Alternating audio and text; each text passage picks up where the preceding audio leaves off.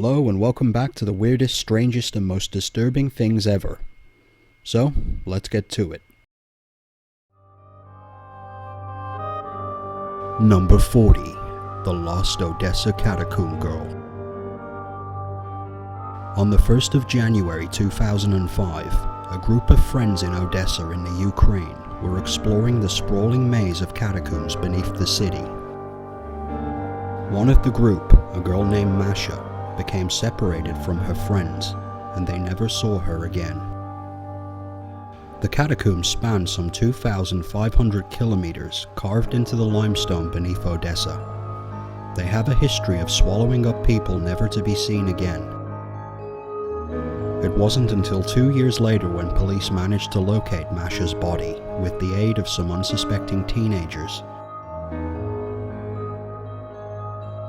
For Masha, her final days were spent in total darkness, in the freezing cold, without food or water. It was ruled that she finally succumbed to dehydration after trying to find an exit. She passed away in the darkness.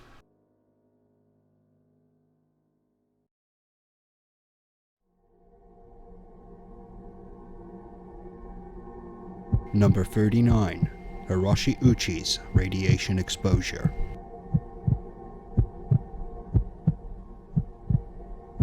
On the 30th of September 1999, 35-year-old Hiroshi Uchi was working at the uranium reprocessing facility in Tokimura. He and two other co-workers were depositing nitrate solution, which contained uranium, into precipitation tanks at the facility. Critical mass was exceeded, and the accident that occurred was horrendous. Hiroshi Uchi was bombarded with the most volatile radiation known to man, in the form of neutron beams. Upon being rushed into hospital, Hiroshi appeared in perfectly normal health. He allegedly conversed with doctors and staff and seemed perfectly fine. But the level of radiation his body had absorbed was 2 times the amount needed to kill a healthy person. Beneath his skin, the radiation was destroying him from the inside out. He'd taken such a high dose that the chromosomes in his cells were completely destroyed. It didn't take long for symptoms to manifest. His skin began to blacken and blister before eventually sluicing free of his body, which is a nice way of saying his skin fell off. His organs failed one by one.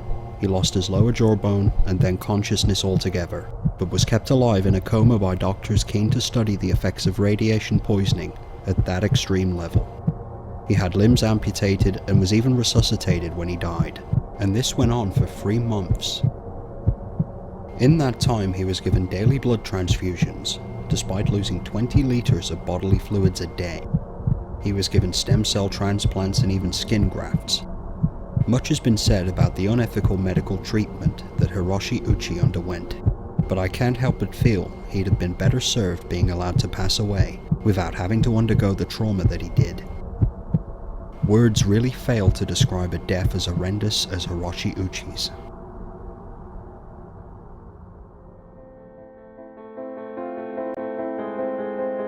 Number 38. Hiroshima's Deadly Toll. 25 seconds, 20 seconds, 15 seconds. Dr. Holloway, leader of the Los Alamos group, and the entire fleet waits in almost agonized tenseness. Now but 5 seconds to go, and...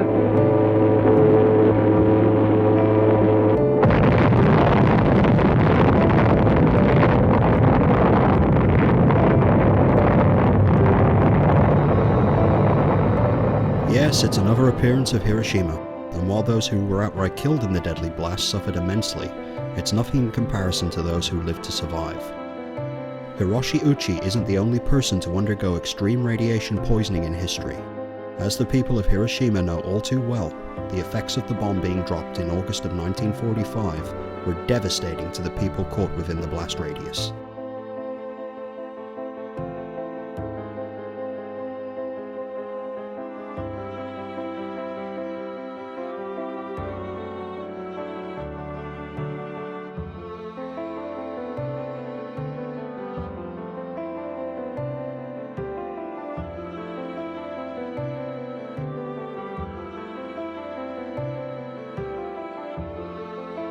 there's not really much that can be said about it, other than it's another reminder of why a nuclear war would be a really bad idea. It's important never to forget the lessons that history teaches us, so we never repeat them.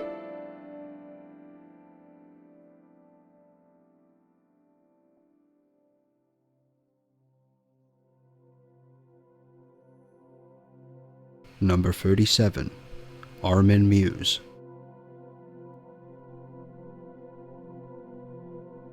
On March 9, 2001, Armin Muse killed and consumed Bernd Jürgen Brands. Some weeks earlier, Muse and Brands had been chatting on an internet forum known as the Cannibal Cafe. They'd exchanged fantasies of killing and eating people after Muse had posted an ad for a willing victim to be killed and cannibalized, which Brands responded to. Brands wasn't the first person to reply to this grim advertisement. A few months prior, Armin Muse had met with another man, but this individual had second thoughts and couldn't go through with it, leaving Armin Muse to his cannibalistic fantasies. Until, of course, Bernd Jürgen Brands replied. On March 9th, Bernd Jürgen Brands bought a one-way train ticket and set off on his final journey, to meet Armin Muse. Once together, they made small talk for a while before Brands requested Armin bite off his penis, which he attempted to do, but he failed, so ended up cutting it off instead. Muse took the severed penis and attempted to cook it, but in his excitement he wound up overcooking it and ruined it, so he chopped it up and fed it to his dog instead. Brands was then led to a specially prepared bathroom, where he got into a tub full of water. Muse proceeded to feed him some alcohol and sleeping pills before kissing Brands on the forehead and stabbing him in the neck with the point of a knife. Muse then proceeded to read a Star Trek novel for over 3 hours, as Brands bled to death in the bathtub. After Brands died, Armin Muse hung up the cadaver and proceeded to butcher it for meat. By the time police caught up with him, he'd already placed another ad for a willing participant. It said he'd consumed up to 20 kilograms of Bernd Jürgen Brands' flesh. And it turned out that Armin Muse had filmed the entirety of this grim act, after police discovered a 2-hour recording on a tape in his camcorder. It was eventually played for a jury, and allegedly jurors and journalists alike had to receive therapy after viewing it. The police vowed to never allow the recordings to become public. It's been tightly locked away since it was viewed in that courtroom in 2002. That was until recently, when 3 screenshots emerged allegedly taken from Muse recording.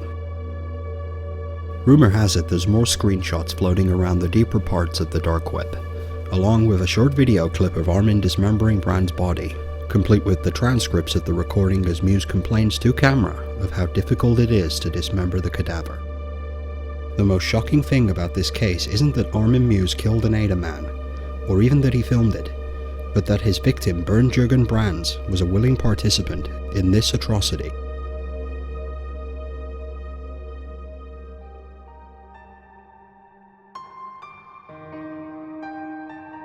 Number 36. Water.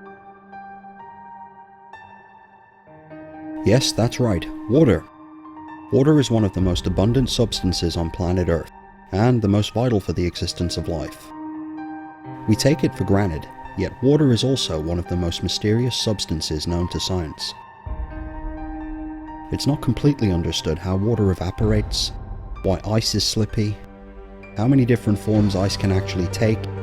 At the current count, it's around 17 differing forms. Why water expands in volume when frozen, whether the surface of water is basic or acidic, or why warm water freezes faster than cold water. This may be a shock to you, but water is one of the greatest mysteries to science. This is the Wasserfaden experiment. Wasserfaden is German for water thread. This is an experiment that's baffled scientists for years. If you place 2 beakers of deionized water side by side and place a high voltage through them, the water contained within them will form a bridge. The bridge will remain even after the beakers are pulled apart. It's a neat trick, but it's not understood at all why this happens.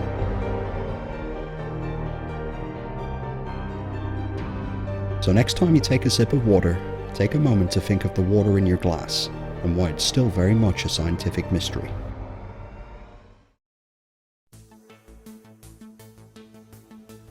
Number 35. The the Byford Dolphin diving bell accident.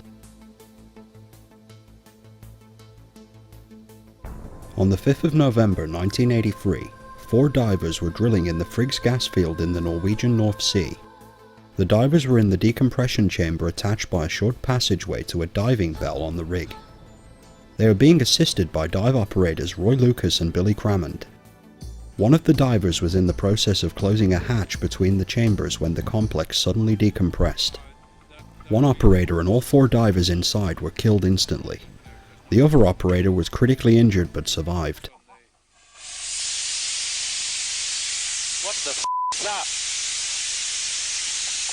Okay, blow yourselves down. Blow yourselves down in the bell. Blow yourselves down. What the f*** is that? The accident occurred when Mr. Lucas' co-worker Billy Crammond suddenly opened a chamber to the decompression complex everyone was working in.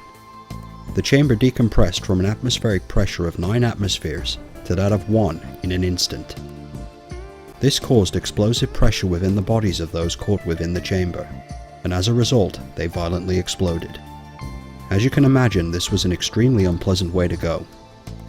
Thankfully, those caught within the diving bell wouldn't have felt any pain. They died instantaneously. During this time, the Norwegian government was well known to be taking a great deal of risks in deep-sea exploration. Many lives were lost in the pursuit of perfecting safe, atmospheric working environments. Okay, I'll stop any blowdown.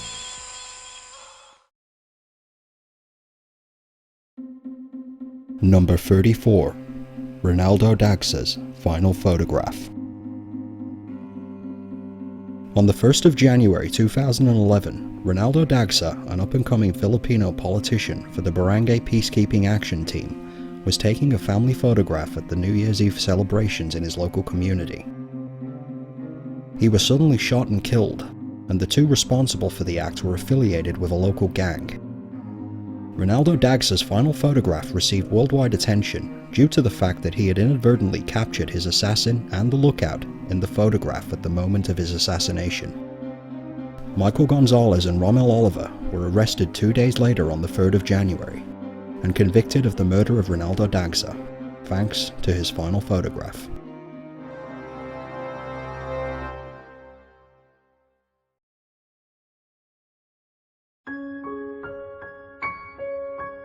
Number 33.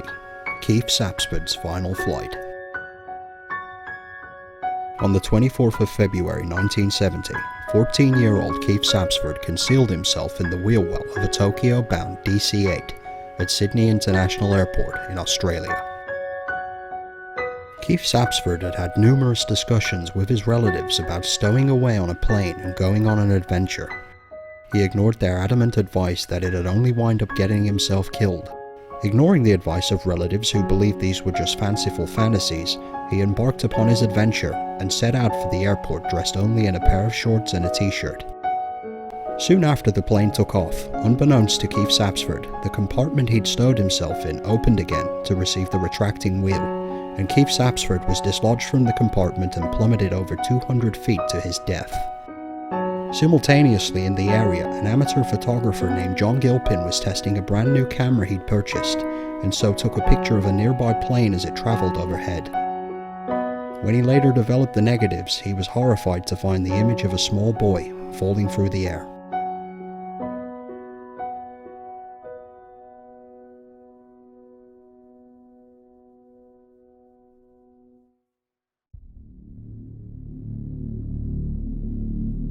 Number 32.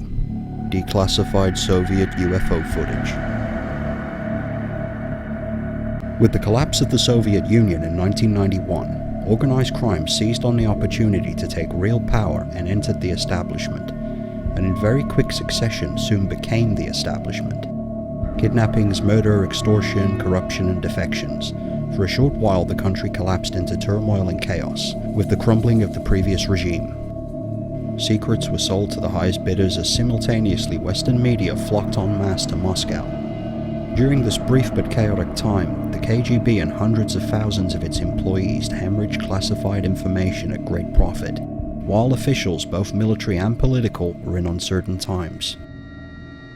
During this tumultuous time, Range of Vision Productions and Red Star Films, in league with Associated Television International, sent over a production crew helmed by Dan Goldman to investigate and create a documentary series covering the KGB's well-known fascination with covert operations and paranormal phenomena.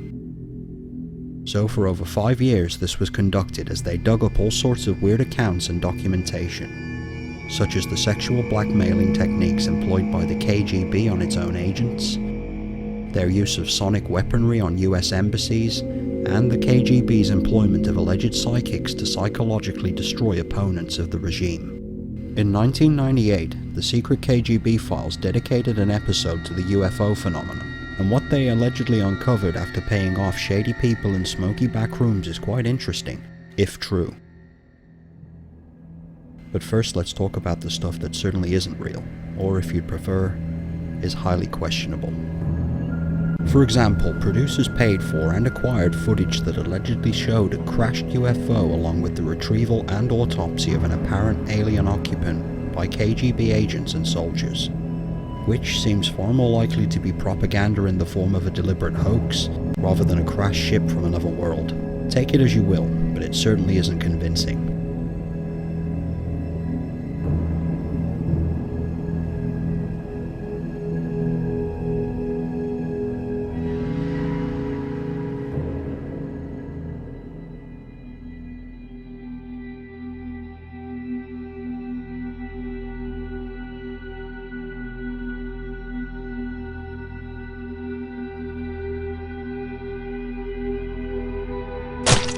What's really interesting, however, is the officially declassified Soviet Air Defense Forces footage. And that's where things become truly interesting, because this footage is genuine, and what some of it shows is very intriguing. Take this for example. 2 Soviet MiG-23s were scrambled to intercept 2 unidentified radar targets, and this is allegedly what was recorded when one of the MiGs approached the craft.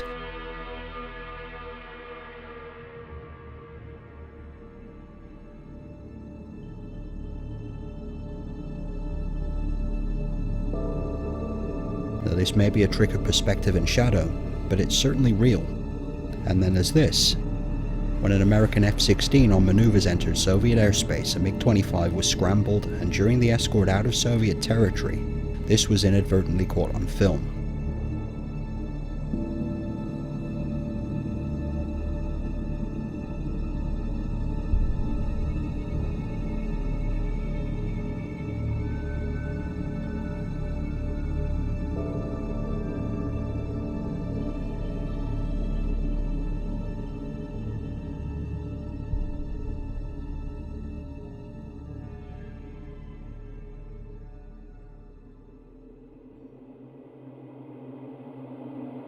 Note the shadow reflected on the clouds as it drops through the cloud bank. Again, very intriguing. But it's this footage that's really strange. What you're seeing is the cockpit camera of what appears to be a MiG-21. Little is known of this footage, other than it was officially declassified and shows a scrambled intercept of what appears to be a cylindrical object travelling at incredible rates of speed. It appears to be rotating, and when the pilot attempts to intercept it, it veers away at a greater rate of speed, estimated to be at Mach 3 in under 10 seconds. Now that's not only intriguing, but impressive. But before we start proclaiming this the work of aliens, let's note the prevailing theories. 1. A high-altitude weather balloon caught in a jet stream. But if that's the case, then it's an extremely fast jet stream and a rather large high-altitude weather balloon to trigger a radar lock and a scrambling MiG. 2. It's a shadow of the MiG on the cloud bank as the pilot veers course. Yet, if you look closely, you'll see that the object doesn't seem to follow the clouds as you might expect it would. In fact, quite the opposite, and it appears to accelerate before the pilot veers course. And 3. The possibility that this was an experimental aircraft. And let's remember that while people are seeing UFOs, they certainly aren't seeing deeply covert experimental aircraft. It's interesting to note that this footage emerged in a very brief and unique period in time. A period in time when the Soviet Union lost its ironclad grasp on those who for years kept all of its secrets. It's also interesting to note that the official footage of this kind has never emerged since.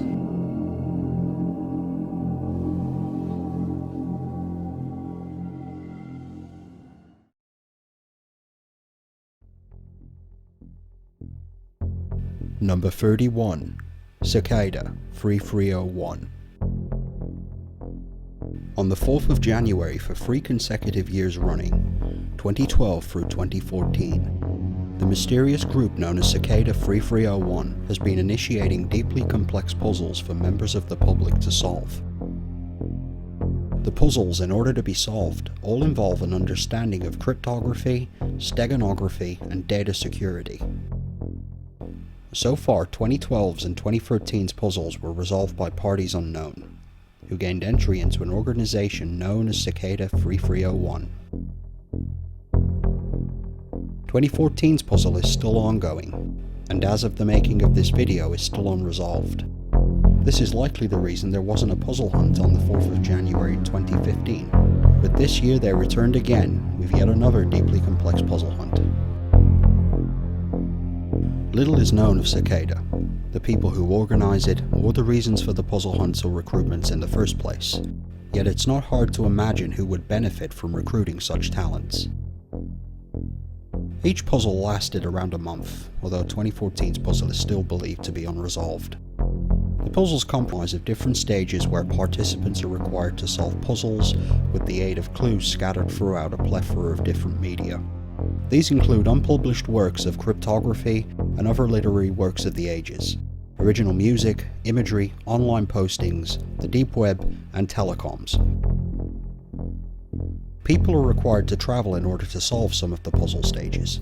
The vast majority of locations have been within the United States, with the exception of several locations in Japan, South Korea, Poland, and Mexico.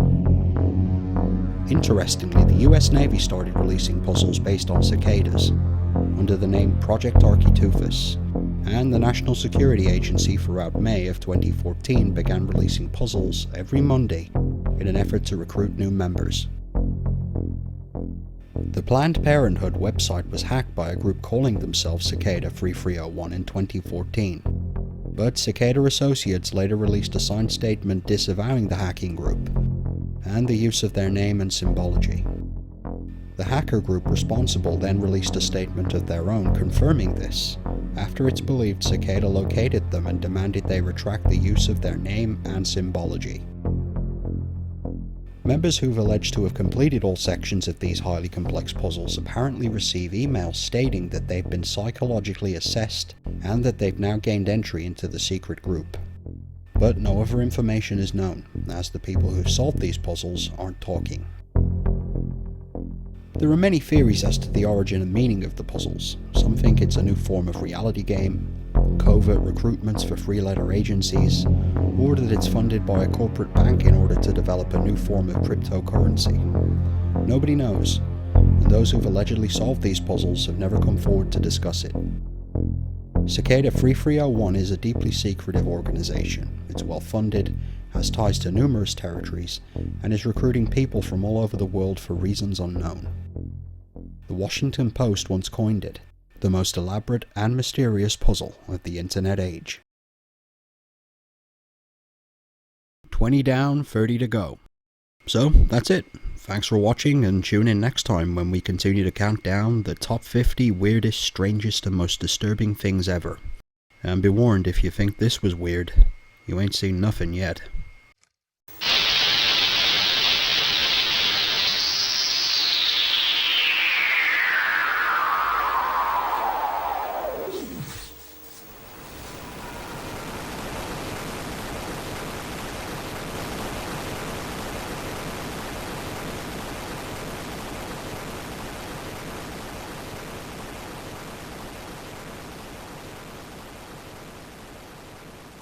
Believe me, if I started murdering people, there'd be none of you left.